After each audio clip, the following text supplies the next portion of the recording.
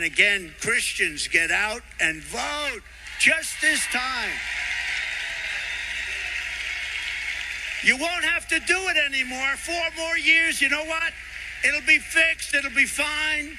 You won't have to vote anymore, my beautiful Christians. I love you, Christians. I'm a Christian.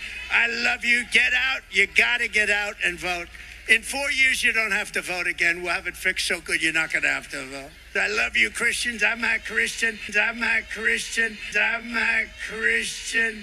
I'm a Christian. By the way, come here. Get over. Yeah, say a couple of words. Come on.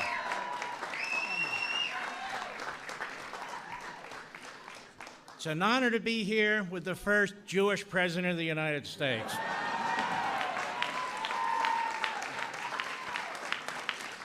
And if he isn't, he should be. I want to thank you. I want to thank you for everything you have done for the Jewish people. I want to thank you for everything you've done for the Jewish people's ancestral homeland. You are going to be remembered there for 1,000 years. And I want to thank you for what you've done for the United States of America. And I want you to know that we will not leave our general on the battlefield without our support. Period. God bless you. Thank you, Mark. Fantastic guy. Thank you, Mark. So this evening we are profoundly honored to be joined by Leonard Gordon. Leonard is a Holocaust survivor who... And when these tumultuous moments happen, Summer says, I will take it so that the fall can do its work in America.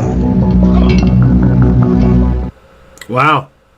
He predicted that 3 months ahead of time. That's pretty amazing that he didn't break his eardrum, but it actually grazed his ear, but still on the right, blood on the right side of his face. Remember, he saw blood on the right side of his face. And you're saying his shoes fell off. What was the significance of that?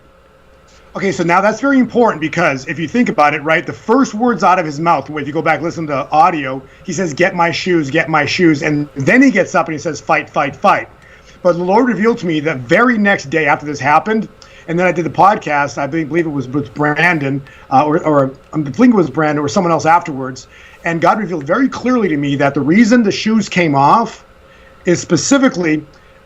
use the analogy, or Ecclesiastes, that which has been will be again. So if you go back, go watch the movie read scriptures, or go watch a movie of Moses, the Ten Commandments, and Moses goes up Sinai, and when he finally gets in front of God, or by God on holy ground, God says, "Take off your shoes." And what did he do? Went down. What did Trump do? His shoes flew off and he went down. And then after Moses got up, he was with God. He was baptized by fire. What's the prophecy about Trump? He comes back a praying president.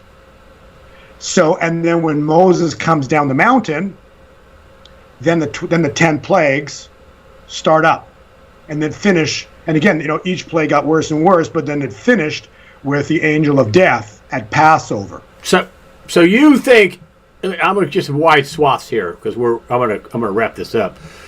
Yeah. You think Trump, the only way he gets back in is divine intervention? Is that right? Amen. Yes. Okay. Correct. And you think he will? He's gonna fulfill prophecy, just like I illustrated through scriptures and the prophecy of Isaiah of how he comes back as a praying president in the Kim Clement prophecy. But he is the present day Cyrus. You don't think we're going to have World War III? Not yet. World War III is in the future. We're stepping into a window of divine favor because when God intervenes, it's going to be no different than what happened at the Red Sea. Pharaoh thought he was going to be victorious in a few more hours, and by the next day, he was dead. His whole army's dead, gone, and Israel's on the other side of the Red Sea, victorious. And so it's a complete flip of what in 24 hours God can change everything because evil is doing nothing but walking into the greatest trap in history. And the dollar is going to crash.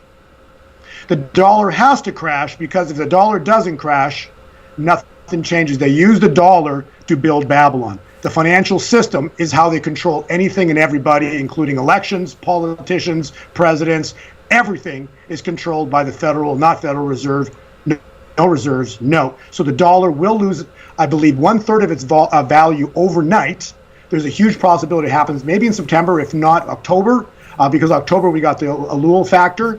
And if when it does that overnight, that will suddenly break the bond market, suddenly collapse the bond market, suddenly collapse all mortgages. It's just complete and utter destruction of the financial system, the United States financial system.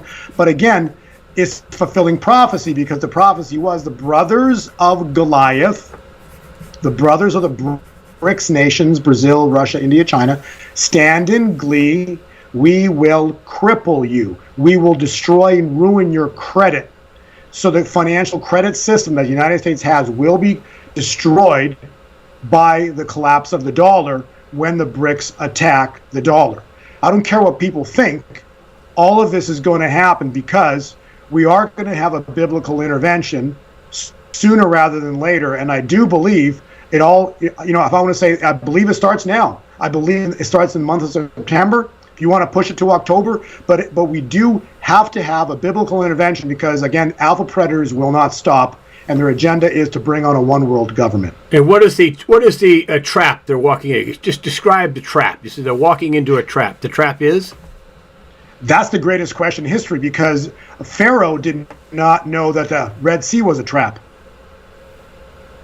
So God will not reveal the final kill strike, the checkmate move that he's going to take all these people out with, because if he revealed that there's a possibility that evil might stop it or thwart God's plan, but God's undefeated.